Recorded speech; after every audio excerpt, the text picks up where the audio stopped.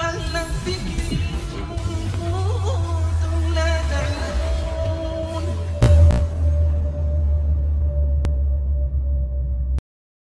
بسم الله الرحمن الرحيم. السلام عليكم ورحمة الله وبركاته.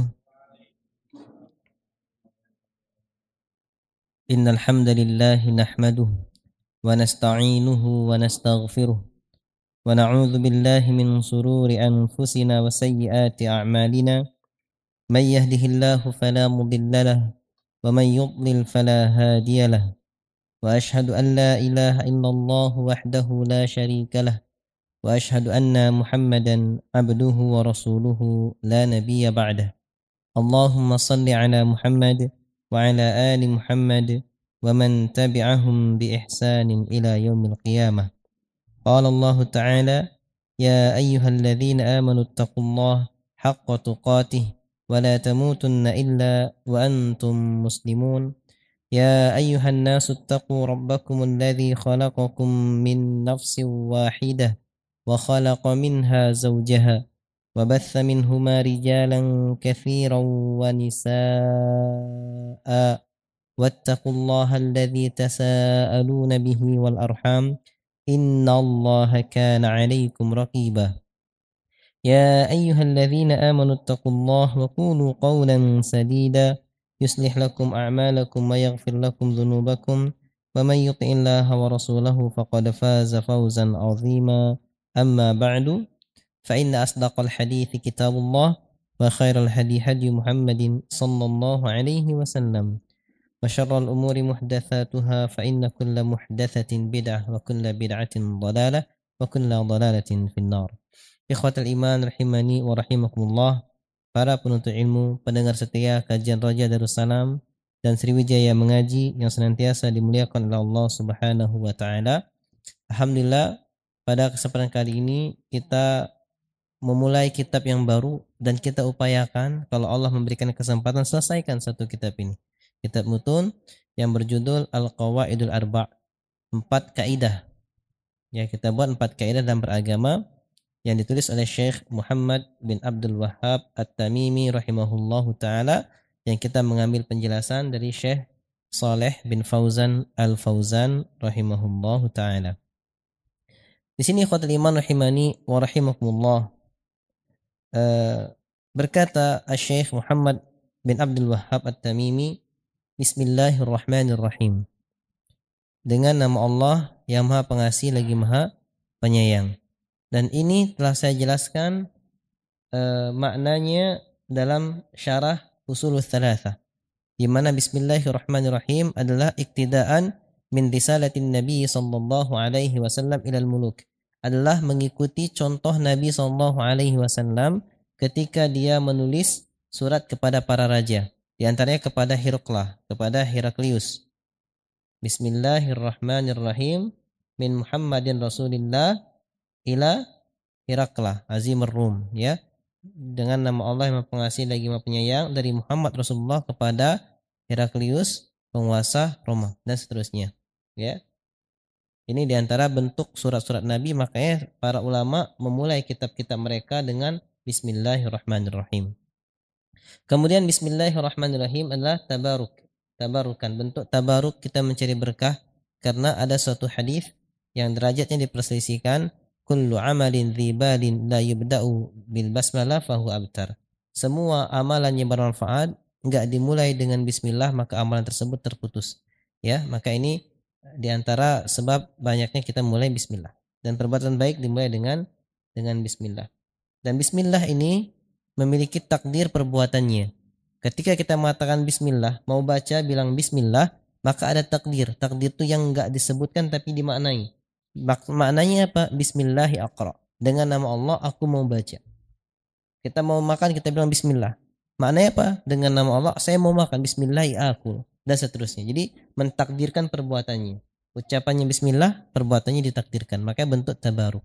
Jadi dijelaskan oleh Syekh Muhammad bin Shalih Al-Utsaimin rahimahullahu taala dengan panjang lebar kitab Syarh Thalatsatul Ushul. Di sini ikhwatul iman rahimani wa rahimakumullah, Syekh melanjutkan perkataannya, As'alullahal karim Rabbal arshil azim an yatawallaka fid dunya wal akhirah. Saya memohon kepada Allah yang maha mulia, penguasanya arsy yang sangat agung, agar melindungi kamu di dunia dan di akhirat. Di sini ikhwatul iman, kemudian beliau melanjutkan, wa an yaj'alaka mubarakan aynama kunta.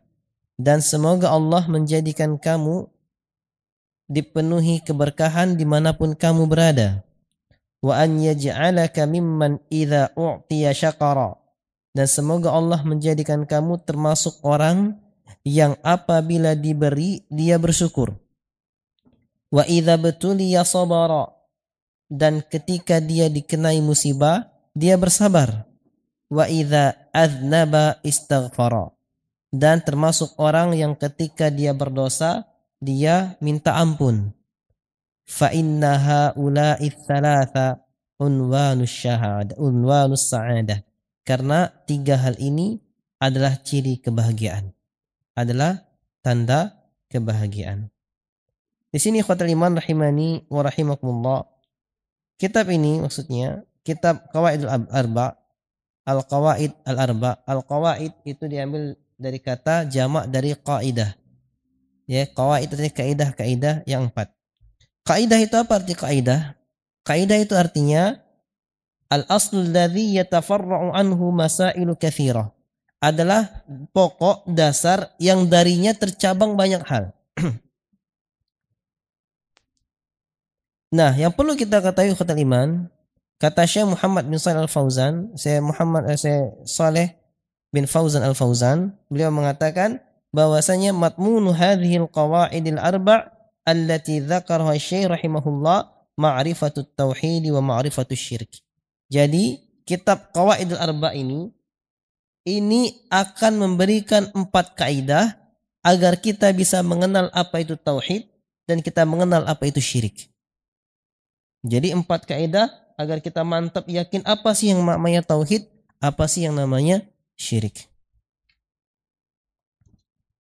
Nah, di sini ikhwatul iman rahimani wa rahimakumullah, muallif di sini memulai kitabnya dengan mendoakan para pembaca dengan mengatakan as'alullahal karim rabbal arsyil azim an yatawallaka fid dunya wal akhirah. Di sini ikhwatul iman rahimani wa rahimakumullah, lafal beliau sendiri, beliau memulai dengan doa ini adalah bentuk kelembutan beliau. Ya, ini adalah muqaddimah yang sangat agung karena di dalamnya berisi doa dari Syekh kepada semua penuntut ilmu yang mempelajari akidahnya, yang menginginkan kebenaran, yang ingin terjauhkan dari kesesatan dan kesyirikan.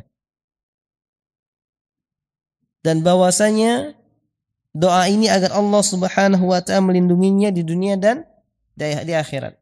Ketika Allah Subhanahu wa taala ikhwatal iman melindunginya di dunia dan di akhirat, maka la sabila ilal makarihi an tasila ilaih. Tidak ada jalan bagi keburukan untuk bisa sampai kepadanya. Kalau Allah telah melindunginya, maka enggak akan mungkin ada keburukan yang bisa sampai kepadanya, baik di agamanya maupun dunianya. Allah Subhanahu wa taala berfirman dalam Quran surat Al-Baqarah ayat ke-257. Allahu waliyul ladzina amanu yukhrijuhum minadh dhulumati ilan nur walladzina kafaru awliya'uhumut taghut. Allah adalah pelindung bagi orang-orang yang beriman. Allah keluarkan mereka dari kegelapan menuju cahaya, dari kesesatan menuju hidayah. Dan orang-orang yang kafir, pelindung mereka adalah taghut. Ya. Maka ikhwatul iman, ketika Allah Subhanahu wa taala telah melindungi kita, niscaya Dia akan mengeluarkan kita dari kegelapan. Kegelapan di sini maksudnya apa? Zulumatus syirki wal kufri wasyukuki wal ilhad. Adalah kegelapan kesyirikan, kekafiran, keraguan-raguan dan penyimpangan. Kepada cahaya maksudnya apa? Nurul iman, cahaya keimanan, wal ilmin nafi, dan ilmu yang bermanfaat, wal amalis salih, dan amal yang saleh. Jadi cahaya itu adalah keimanan, ilmu yang bermanfaat, dan amal yang saleh. Ini maksud cahaya.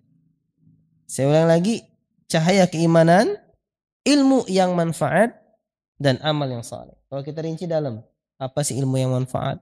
Apa itu amal yang saleh? Karena Allah Subhanahu wa taala firman dalam Quran surat Muhammad ayat ke-11, "Dzalika bi anna Allaha maulal ladzina amanu wa annal kafirina la maula lahum." Sesungguhnya Allah, yang demikian itu adalah karena Allah pelindung bagi orang yang beriman, dan bagi orang-orang kafir tidak ada pelindung baginya. Maka ikhwatul iman rahimani wa rahimakumullah, ketika Allah Subhanahu wa taala telah melindungi kita dengan pelindungannya, taufiknya, hidayahnya di dunia maupun di akhirat, maka sesungguhnya sejatinya kita telah bahagia dengan kebahagiaan yang tidak ada kesengsaraan setelahnya selama-lamanya. Di dunia Allah Subhanahu wa taala memberikan pelindungan dengan hidayah taufik dan berjalan di atas manhaj yang selamat. Kemudian di akhirat Allah Subhanahu wa taala melindungi dengan memasukkannya ke dalam surga yang kekal selama-lamanya. La khaufun wala marad, tidak ada ketakutan, tidak ada pula rasa sakit. Jadi di sini ikhwatul iman, ana langsung ringkas penjelasan dari Syekh Saleh Al Fauzan agar bisa segera selesai kitab ini. Mau dibaca semua tidak selesai. Kemudian maksud dari Syekh Muhammad bin Abdul Wahhab ketika dia mengatakan wa an yaj'alaka mubarakan aynama kunta, dan semoga Allah menjadikan kamu diberkahi dimanapun kamu berada. Karena ikhwatul iman rahimani wa rahimakumullah, keberkahan adalah tujuan ghayatul matalib, adalah puncak tujuan kita. Keberkahan adalah puncak tujuan kita. Maka setiap aktivitas kita ditujukan mencari berkah. Orang nikah, doa yang utama keberkahan. Barakallahu lakum wa baraka alaikum wa jama'a bainakum fi khair. Keberkahan. Ketemu orang barakallahu fiik. Ketemu orang barakallahu fi amwalik wa umrik. Berkah, keberkahan. Karena keberkahan inilah yang membuat kebahagiaan. Betapa banyak orang-orang yang kaya raya, hartanya melimpah, tapi nggak berkah. Anaknya durhaka, hidupnya sempit, tidak pernah tenang, selalu gelisah. Orang-orang menganggapnya bahagia, tetapi sejatinya dia sesak nafas dan menderita. Kenapa? Karena jauh dari keberkahan. Apa sebab jauh dari keberkahan? Yang seperti ini difirmankan Allah dalam Quran surat Taha. وَمَنْ أَعْرَضَ عَنْ ذِكْرِي فَإِنَّ لَهُ مَعِيشَةً ضَنْكًا وَنَحْشُرُهُ يَوْمَ الْقِيَامَةِ أَعْمَى. Dan orang-orang yang berpaling dari mengingatku, dari baca Al-Quran, dari zikir kepada Allah, maka sesungguhnya baginya kehidupan yang sempit. Allah janjikan kehidupan yang sempit. Walaupun rumahnya luas tapi rasa sempit. Hartanya melimpah tapi rasa sedikit. Dan gak hanya itu, wa nahsyuruhum yaumal qiyamati a'ma, dan kami bangkitkan dia pada hari kiamat dalam keadaan buta. Qala rabbi lima hasyartani a'ma wa qad kuntu basira. Dia berkata, ya Allah, mengapa engkau bangkitkan aku dalam keadaan buta, padahal dahulu aku bisa melihat. Qala kadzalika atatka ayatuna fanasitaha wa kadzalika al-yawma tunsa. Demikianlah telah datang kepadamu ayat-ayat kami lalu kamu lupakan, maka pada hari ini kamu pun dilupakan Allah Subhanahu wa taala.